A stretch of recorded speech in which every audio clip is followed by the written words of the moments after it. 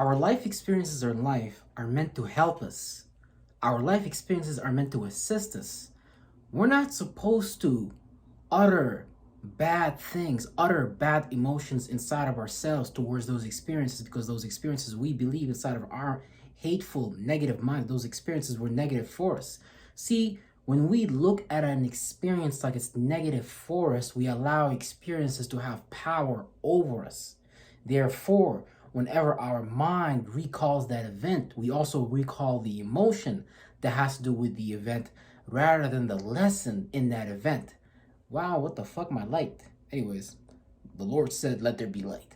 Anyways, we can't allow our experiences to have power over us, because when we allow things to have power over us, they basically control us, they run us. Now, depending, because look, your mind is an automated system, right? Whatever experiences you allow to have power over you, now you're letting that emotional energy signature control you, and you're gonna live out that energy emotional signature. But what if, you know, not everyone can wake up in a positive life. Not everybody's parents is billionaires or whatever. Not everybody can experience love in their childhood. Not everybody can experience what is it like to have a great mother and father or things like that. And that's okay, because some of us are meant to experience these things so we can become those things that we lacked for our children that are on the way. That's if you're planning to have kids. So we're not supposed to let these experiences have power over us in any shape, way, or form, because we're supposed to let those experiences assist us and transform us. Because really, those experiences have put us into a space. It has given us a new depth, even though it may be pain, it may be worry, it may be fear, maybe doubt. It's put that experience is pushing you into a new space, and it could be any experience. I don't care what experience it is. I don't even care if your mother and father died before your eyes. Now I pray to God that doesn't happen to anybody, and I never pray either. Now I just mean that really rhetorically, metaphorically. But if you went through something like that, man, do you understand the depth of emotions that you will develop? Do you you will be a person that can comprehend things that the average person cannot comprehend, because you've witnessed something. You was an eyewitness to something, and that may have dropped your, whatever experience you went through, it may have dropped your spirit so low, it may have pushed you way beyond your comfort zone that you was not even ready for. But guess what? It pushed you into that space anyways.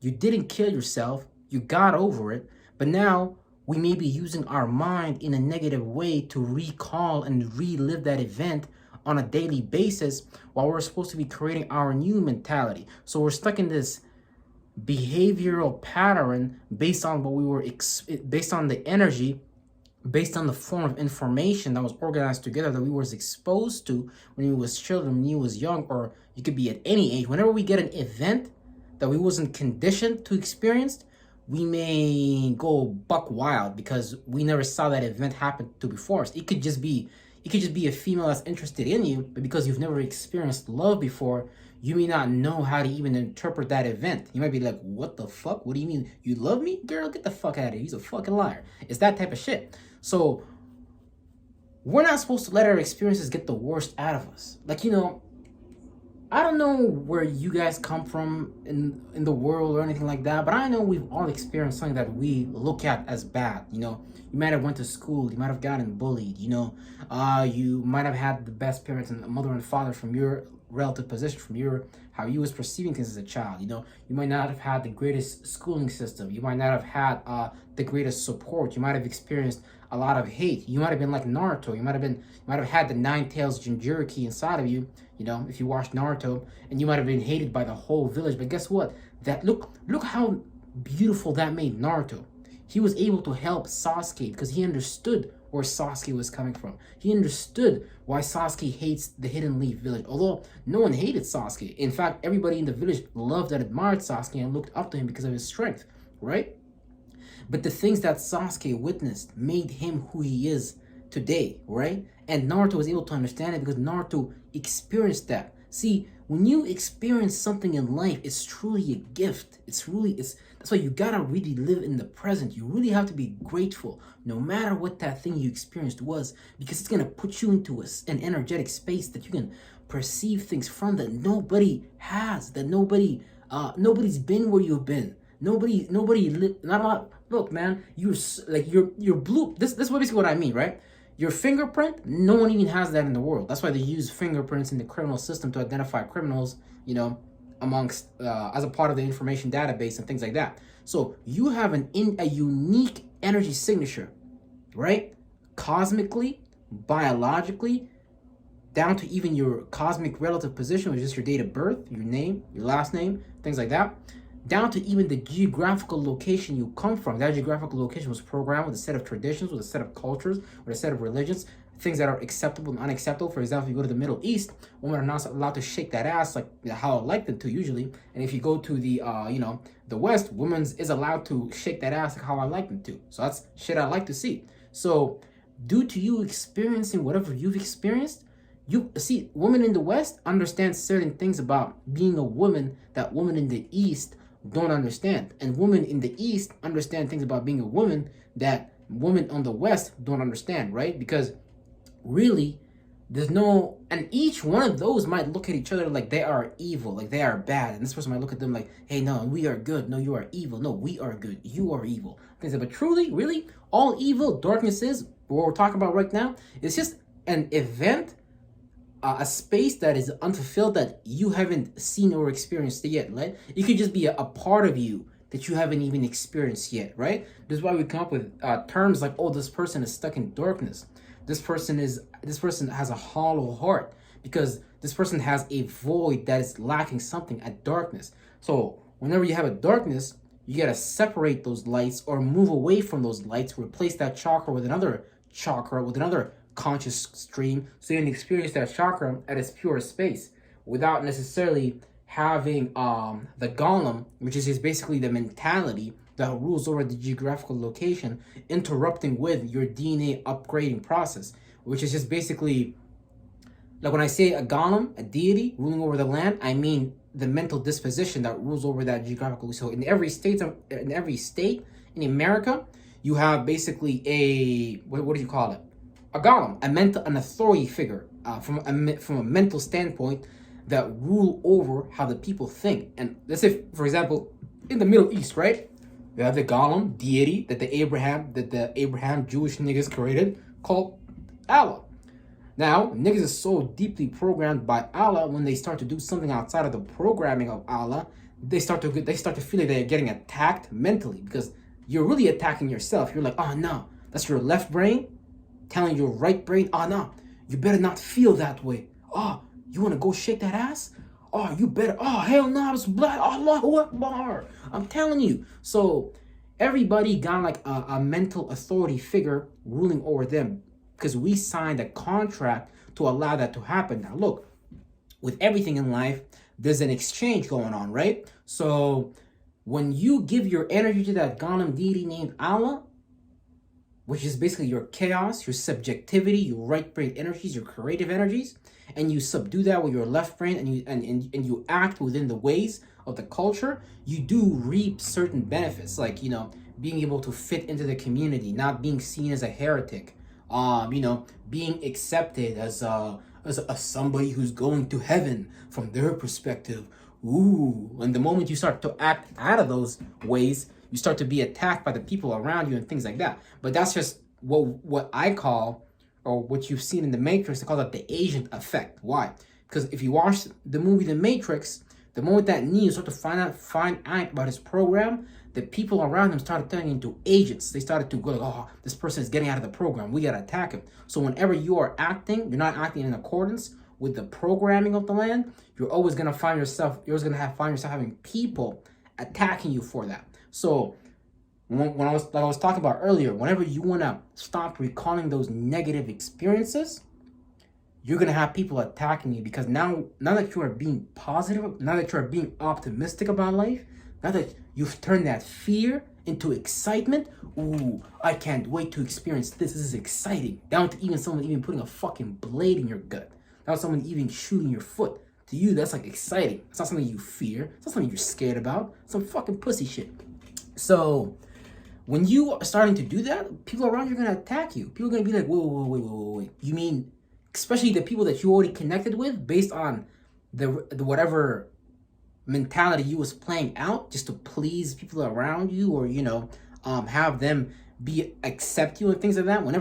Because remember, we always connect to people based on the level of mentality that we are in. So whenever you are getting ready to go further and further and further, and you don't know how to bring that like down to reality yet, people is gonna look at you like, oh look, oh that's the devil. Oh look, this person is Satan. Oh, he's doing something opposite to us. Oh, we gotta take him down. So whenever you travel further with your mind, just remember, people around you is gonna look at you. They're not gonna be able to understand why you're so optimistically happy, although you're in a negative situation. Because they see their situation, they look at it like, see, man, I'm in a negative situation, man. My wife hates me, my kids don't like me. Man, the doctor said I'm about to die and I'm still eating donuts. If anything in life, if you try to get healthy, if you try to eat a salad, niggas is gonna look at you like, bruh, what's wrong with you, dog? You changed on us, man. I thought you was this and this and that. So that's what you gotta understand. So, but that's the thing. You gotta become kind of like a spiritual assassin in a way, where you start like killing people's mindsets without even them noticing what happened. It's like, but it's a level you gotta get to, because once you start to perceive reality, no, you're not even allowed to run away from reality. Because that's why the people that know the truth appear like the most craziest people, because they've saw something, they felt something, they heard something, they saw someone do something that was opposing the program that they were told to do, but yet you see these people running the world doing the most amount of what you call sin, going against the program, but you still see them reaping the most benefits. So that tell you that this is a program that tries to keep you safe via what? You following the pre-established footprints for you. So what? Someone said, yeah, I went and got this degree. Yeah, this is what's safe to do. Nah, motherfucker, how you do it is you go get these sun degrees. The same way the sun be traveling through 360 degrees of the fucking day or whatever, or on the moon and Mercury and all these things. These are all goddamn attributes of God, bro. These are the fucking degrees we're supposed to get. Fuck a school degree. What the heck is a school degree gonna do for you? You think God can do that for you? You gotta start thinking. You gotta start thinking. Because first of all, a lot of these colleges that these professors be named after, a lot of these guys didn't even go to school.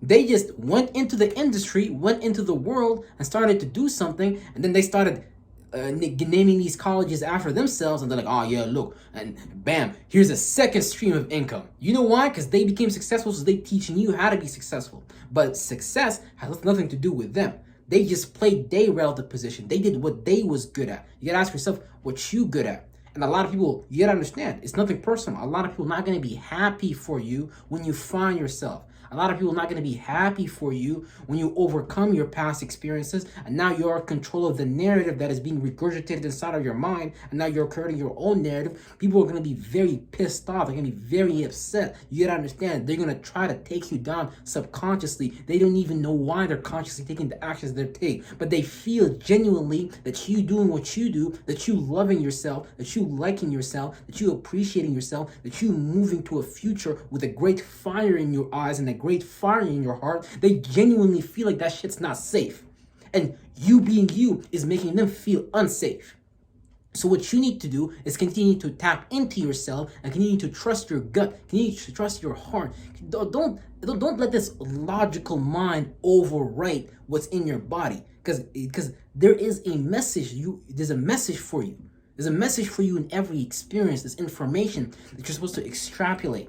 And the more you start to observe, the more you start to detach from the emotion, stop being so demonic all the time, start learning how to be angelic. Look, separate from your emotions for a second. Look, be like, look, this person hates me. This person doesn't respect me. Separate from your emotions. Like, oh, I need this person to validate me. Oh, I need this person to feel me. They gotta feel my wrath. Oh, because they don't respect me. No, separate from your emotions for a second so you can start to observe with your left brain and start to analyze angelically, so you can separate from that feeling and start to look at why the hell does that person really feel like they need to tell you those things. Because you being great is disrespectful to them, because they are peasants and they are emotionally and mentally poor. So you being great is automatically going to make them feel disrespected, because they don't feel like they can be the hero in their story. They don't feel or think that they can take charge of their life.